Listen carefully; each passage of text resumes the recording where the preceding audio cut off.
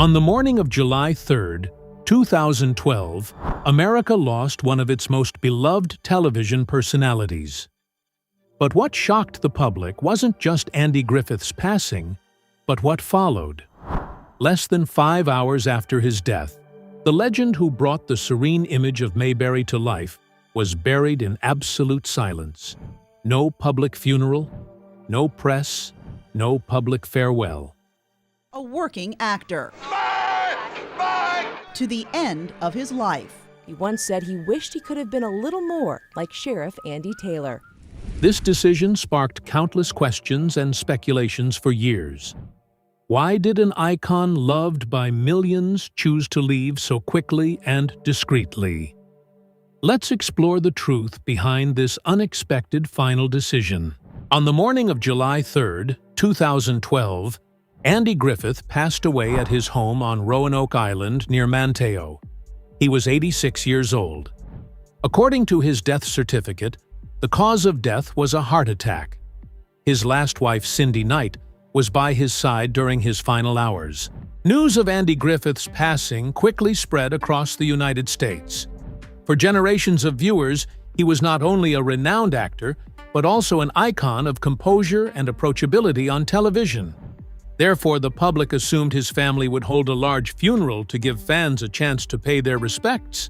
Deputy Bynum, fire reporting, sir, with an important message. Barney, I've told you don't have to do that. The reality was quite different. Just about 4.5 hours after his death, Andy Griffith was buried on his family's private estate on Roanoke Island. The burial took place around 11:30 a.m. that same day. There was no public viewing, no reporters, and no official public memorial service. This speed of burial surprised many. In the American entertainment industry, famous stars are typically given funerals a few days after their death. This time frame allows families to prepare for the ceremony and enables friends, colleagues, and fans to say their final goodbyes. Andy Griffith's case unfolded in a completely unique way. His family confirmed that this was a pre-planned decision that reflected his true personal wishes. The expedited burial was not a last resort, but a carefully planned arrangement made years in advance. The most important reason is the desire to protect his privacy completely. Throughout his life, Andy Griffith always maintained a certain distance from the media. Although he was one of the most beloved faces on American television, he rarely made his personal life a public topic. As his health declined in his later years, Andy Griffith increasingly limited his public appearances. He spent most of his time at his home on Roanoke Island, where he could live peacefully with Cindy Knight. This space became his refuge from the pressures of fame and the media. The family understood that if the burial was delayed, media attention would increase rapidly. Reporters and photographers could flock to the area within hours. This risked turning a private family moment into a media-driven event. Local authorities have taken measures to protect the tranquility around the family's estate. According to multiple sources, local police have requested restrictions on low-altitude flights over the area to avoid the appearance of media helicopters during the funeral. Burying the body that same morning allowed the family to complete the ceremony before a large number of reporters arrived. This was the most effective way to ensure that Andy Griffith's final farewell took place in complete privacy, according to his wishes. Another factor is that Andy Griffith has never been fond of ostentation. On screen, he is known for his understated and calm demeanor. In real life, he is also known for valuing simplicity over formalities. This choice aligns with the lifestyle he maintained for decades.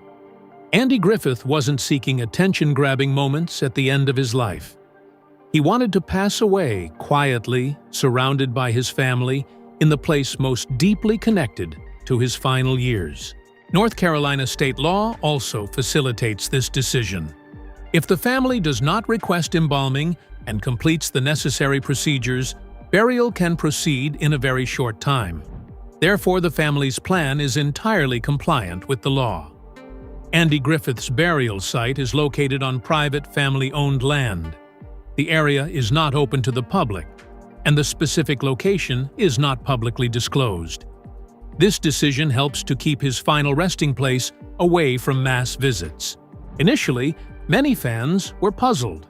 Some argued that a figure as influential as Andy Griffith deserved a large-scale memorial service. Once his family confirmed that it was his personal wish, public reaction gradually changed. Many viewers believe this way of leaving reflects Andy Griffith's true character. He dedicated his career to cultivating an image of simple values, kindness, and peaceful living. His discreet farewell is therefore seen as perfectly in line with those values. This contrast creates a striking impression. The man who brought the peaceful town of Mayberry to television also chose a quiet ending in real life. No stage, no crowds, just family, and the privacy he always cherished. While many stars are given grand funerals, Andy Griffith's decision represents a different choice. He didn't let fame dictate how he left this world.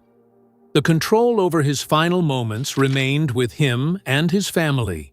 That decision didn't come about randomly, but stemmed from values that were formed very early in Andy Griffith's life.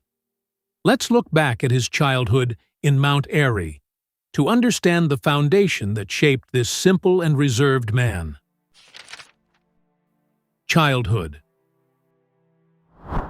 Andy Griffith was born on June 1, 1926, in Mount Airy, a small town in northern North Carolina. It was a peaceful working-class community where a slow pace of life and close-knit neighborly relationships played a vital role in daily living. He was the only child of Carl Lee Griffith and Geneva Nunn Griffith. His father was a carpenter and factory worker, while his mother was a homemaker. Both belonged to the working class and maintained a simple, frugal lifestyle. When Andy Griffith was born, America was entering a period of economic hardship. The Great Depression severely impacted working-class families in the southern United States, including the Griffith family. Limited material resources were a familiar reality during his early years. The family lived in a small house with minimal amenities. According to many records, the original house didn't even have basic living conditions like running water. Nevertheless, this living environment helped Andy Griffith develop a frugal personality and a habit of valuing practical things. Although material conditions were modest, Andy Griffith grew up in a stable family environment. His parents valued discipline, kindness, and responsibility. These principles became the foundation of his outlook on life and shaped the way he interacted with others. The Griffith family is deeply connected to the Moravian Church, a religious community with a profound influence in the area. The church is not only a place of worship, but also a center for community activities, music, and education. Regular participation in church activities exposed Andy Griffith to singing and performing in front of crowds at an early age. This was the first environment where he realized that his voice and expression could create a powerful connection with others. From a young age, Andy Griffith aspired to become a pastor.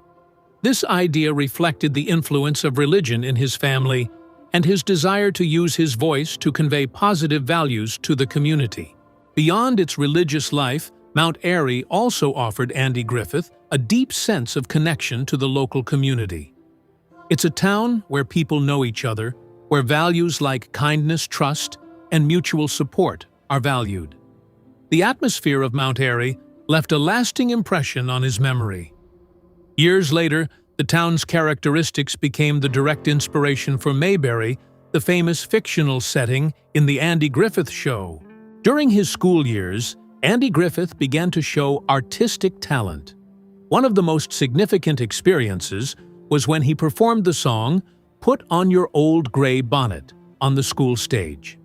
This performance generated a positive reaction from the audience. The laughter and attention helped Andy Griffith realize his exceptional ability to convey emotions through his voice language and presentation style. That opportunity not only brought him confidence, but also opened up new avenues. Andy Griffith understood that performing arts could be a means of connecting him with a much wider audience than his life in Mount Airy.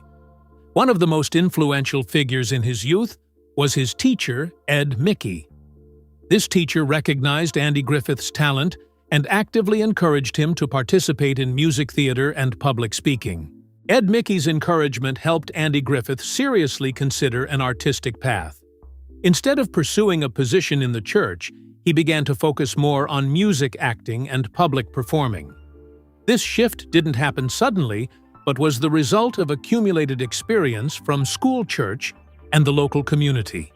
Each environment contributed to reinforcing the belief that his expressive talents could develop into a career. From a small town in North Carolina, Andy Griffith began his journey into the entertainment industry and quickly proved that his talent could captivate audiences across the United States. Career explosion. After graduating, Andy Griffith worked in music and theater. He participated in live performances while also developing a distinctive storytelling style with a recognizable Southern accent.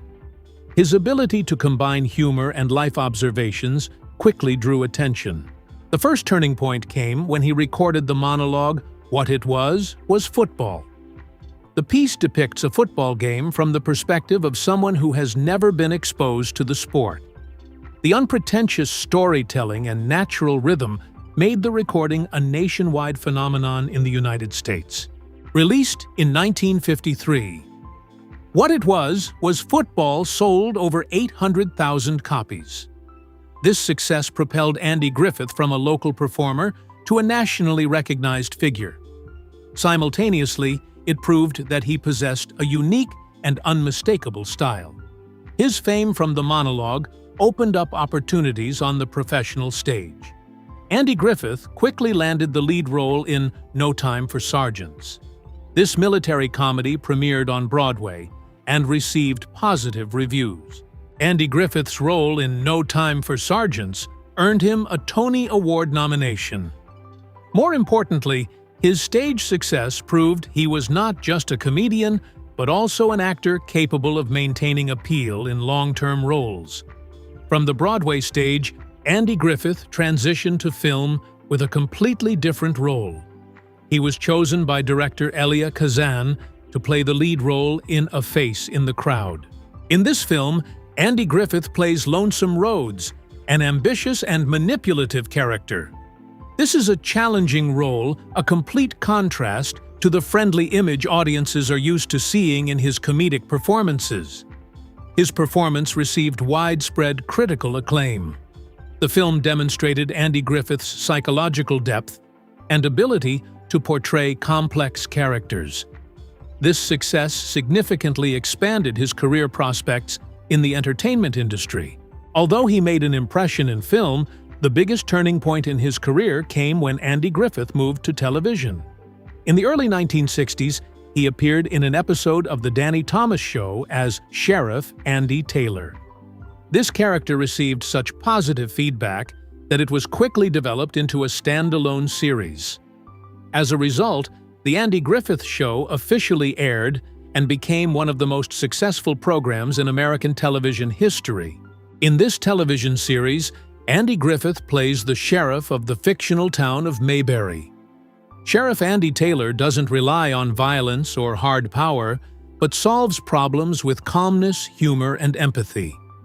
This image created a special appeal. In the context of a turbulent American society, Mayberry was seen as a symbol of stability and kindness. Andy Griffith became a representative of the values that many viewers aspired to find in life. The series consistently achieved high viewership ratings and frequently ranked among the most watched programs on American television. The final episode even topped the ratings charts, confirming the show's exceptional influence on the public.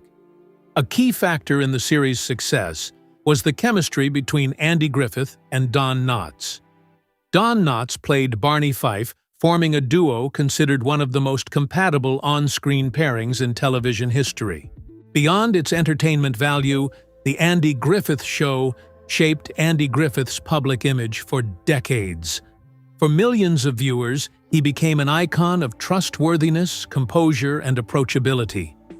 In Matlock, Andy Griffith plays Ben Matlock, an intelligent patient character capable of uncovering the truth in complex cases.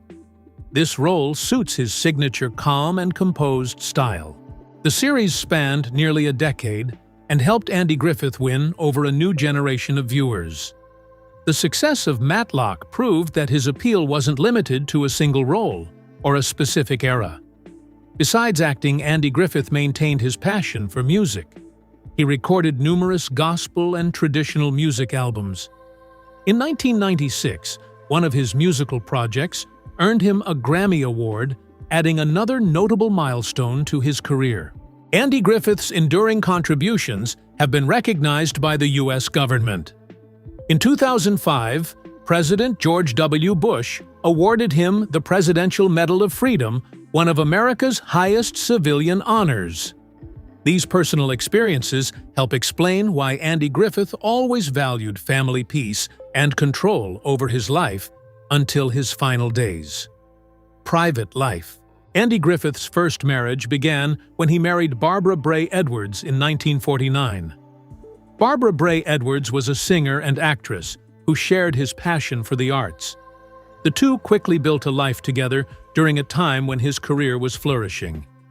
During this marriage, Andy Griffith and his wife adopted two children, Sam Griffith and Dixie Griffith. Family became an important part of his life, especially as his name began to become widely known throughout the United States. As his fame increased, so did the pressure of work. Andy Griffith had to dedicate more time to television shows, recording, and constant travel. This hectic schedule significantly impacted his family life and created distance in his marriage.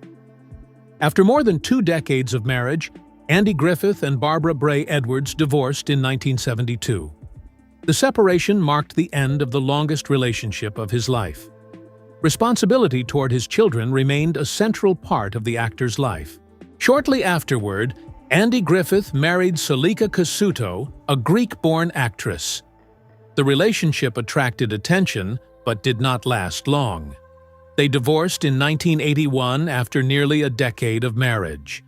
His second marriage ended while Andy Griffith continued to work actively in the entertainment industry. Although he remained one of the most prominent figures on American television, he became increasingly cautious about publicly discussing matters of his personal life. In 1983, Andy Griffith married Cindy Knight. Cindy Knight was much younger than him, but she quickly became his most stable partner in his later years. She supported him through his health and personal life. Cindy Knight is widely regarded as a positive influence on Andy Griffith. After several failed marriages, he found greater peace in his family life. The two maintained a strong relationship until his death. The most painful event in Andy Griffith's family life involved his son, Sam Griffith. Sam faced numerous personal difficulties and struggled with addiction for a long time. These problems placed immense pressure on the entire family. In 1996, Sam Griffith passed away at the age of 38. The death of his son was a profound shock to Andy Griffith. Those close to him said it was one of the most devastating losses he had ever faced in his life. Andy Griffith rarely spoke publicly about this grief. Many sources suggest that Sam's death made him more private and even more concerned with preserving the peace of his personal life. The loss had a lasting emotional impact. Besides family troubles, Andy Griffith also faced serious health problems. In 1983, he was diagnosed with Guillain-Barré syndrome, a rare neurological disease that can cause temporary paralysis.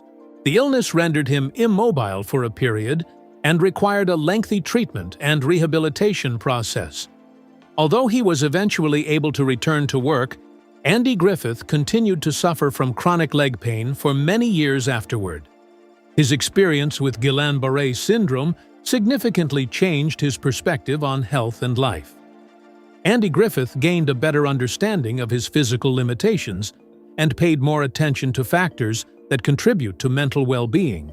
In addition to neurological problems, Andy Griffith also had a history of cardiovascular issues. Over time, his overall health deteriorated significantly. These problems led him to gradually reduce his public appearances and spend most of his time at his private residence on Roanoke Island. Andy Griffith left his mark not only through his iconic roles on American television, but also through the way he chose to live and die. His burial just hours after his death was not a mystery, but a decision that clearly reflected his discreet, simple personality and his desire to maintain privacy until the very end. After many successes, losses, and challenges, he ended his life in the most peaceful way possible. If you enjoy authentic stories about Hollywood legends, subscribe to the channel, turn on notifications, share the video, and leave a comment to join us in our next videos.